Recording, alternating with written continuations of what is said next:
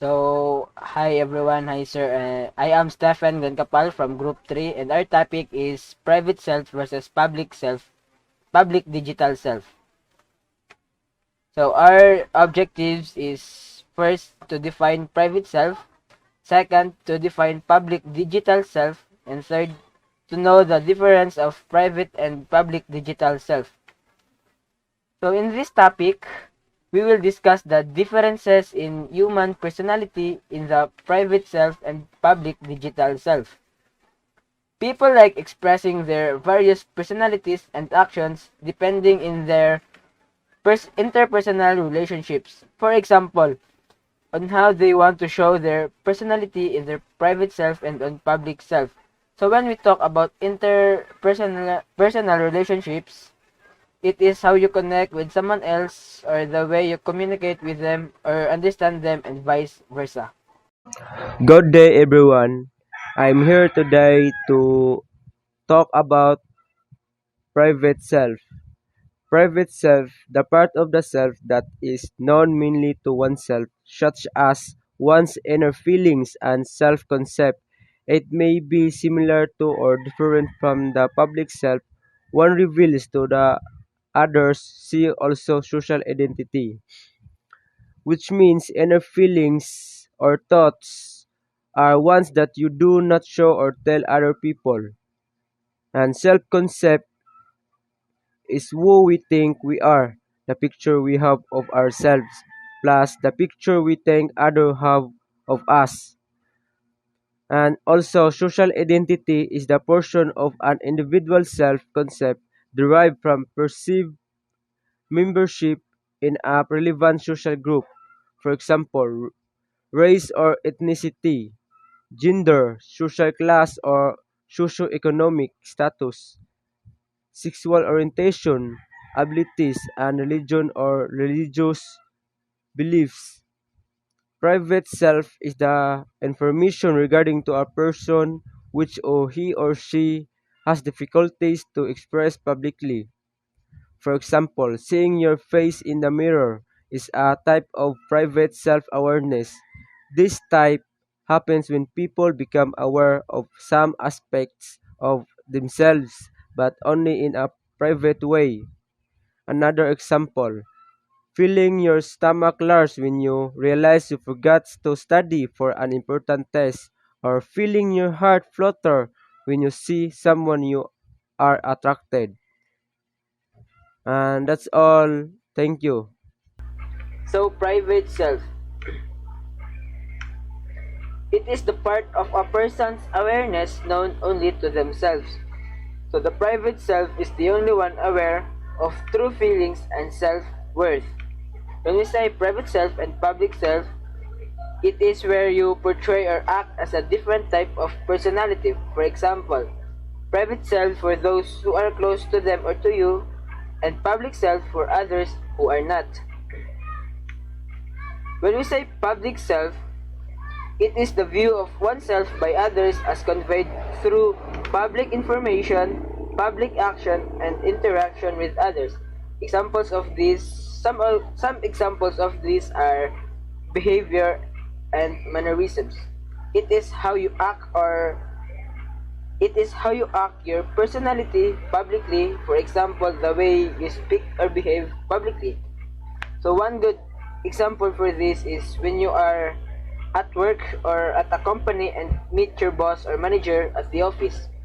He is one thing, but when you meet him outside of work, such as at his home or with his family, he is another type of person. So some examples of this private self is loving, family oriented, and kind. So it is where you show your private self to the person who you are comfortable with and who are close to you. Then public digital self. When we talk about the digital self, we are talking about a persona we create online or in a digital space that isn't the same in real life. Some people utilize digital to pretend to be someone or act as someone else in order to express their personality that they are ashamed to show in real life, and they use social media to express themselves. For example, in Twitter, Facebook, Instagram, and other social media accounts. Hi, my topic is about private self. Private self, the part of the self that is known mainly to oneself, such as one's inner feelings and self-concept. It may be similar to or different from the public self one reveals to others. See also social identity. I give you one example of private self. One example of private self is private self-awareness. This type happens when people became aware of some aspects of themselves, but only in private way. For example, seeing your face in the mirror is a type of private self-awareness. Examples of self-awareness. 1. Identifying your emotions and what you're feeling. Perhaps the biggest obstacle to self-awareness is our emotions. When our emotions become involved, we lose our rational thinking and instead give away to a bunch of thoughts and defenses that skew our objective nature. 2. Recognizing your primary coping mechanism.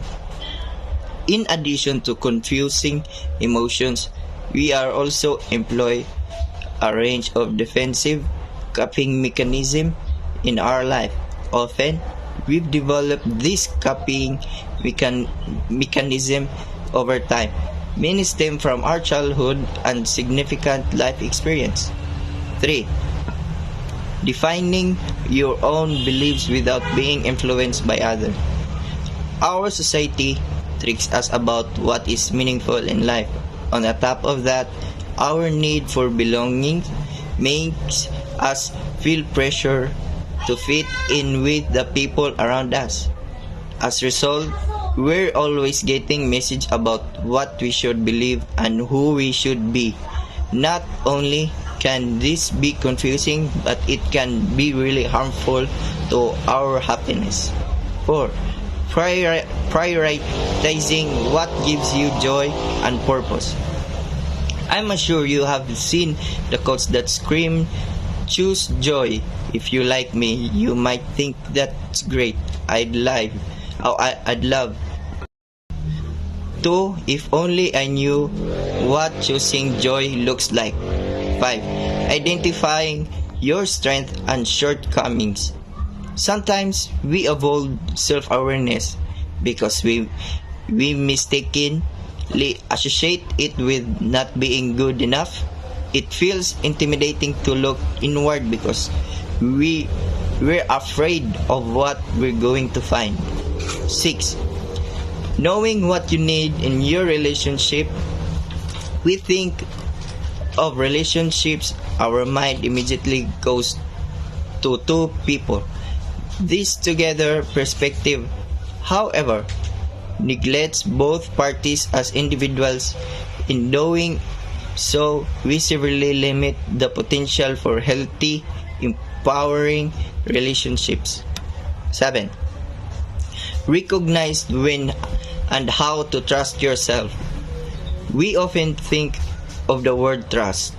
Trust is a big word in the context of other people, but rarely do we acknowledge its importance when looking at ourselves. By now, you understand how challenging it is to be self-aware. It's also difficult to feel like we're good enough. And these things together, and many of us don't trust ourselves to make the right decision. Why private self is important? Private self-consciousness is associated with better access to self-knowledge and greater interest in new self-knowledge regardless of whether that knowledge is positive. As a result, the self-knowledge of people high in private self-consciousness plays a more prominent role in their behavior. I am NJ Indino. and I'm here to present digital self. So, when we talk about digital self, we are talking about the self as it exists within digital spaces, and the digital self is a persona you use when you're online, like you're using cell phones and using applications in social medias. And some people maintain one or more online identities that are distinct from their real world or selves. Others have a single online self that's more or less the same as the one on they inhabit in the real world. So, this holds differently for different people, as some of us prefer to live within an pseudonymous or anonymous identity online, divested from our physical selves, while others consider the digital a more holistic identity that extends from our physical. And your digital self is a gestalt configuration, or the way things are put together to form a whole object, and that exists across whatever mediums, websites, and services you use.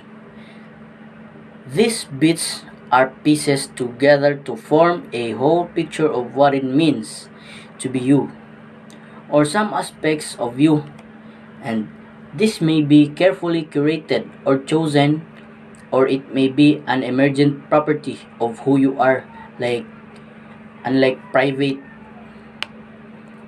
and the way your physical self has rights, so too does your digital self, or perhaps it would be more accurate to say that your rights extended to your digital self. I do not personally consider that there is a separation between these selves when it comes to rights, as both are aspects of you and you have rights, and I am implicitly not going to list what these rights are, because I have my own ideas about them and yours may differ. Instead, I will briefly talk about consent. I think it is essential that genuinely consent to how others interact with us to maintain the sanctity, that quality or state of being wholly, very important or valuable of ourselves. Consent is necessary to the protection and expression of our rights, as it is ensures we are able to rely on our rights, and creates a space where we are able to express our rights in comfort and safety. So we may classically think of consent as it relates to sex and sexual consent. Only we have the right to determine that happens to our bodies. No one else has the right to that determination. We are able to give sexual consent and are able to revoke it. Sexual consent, in order to be in good faith, must be requested and given from a place of openness and transparency. For this, we discuss with our partners the things about ourselves that impact their decision to consent. We are sober. We are not ill. We are using protection as we agree is appropriate.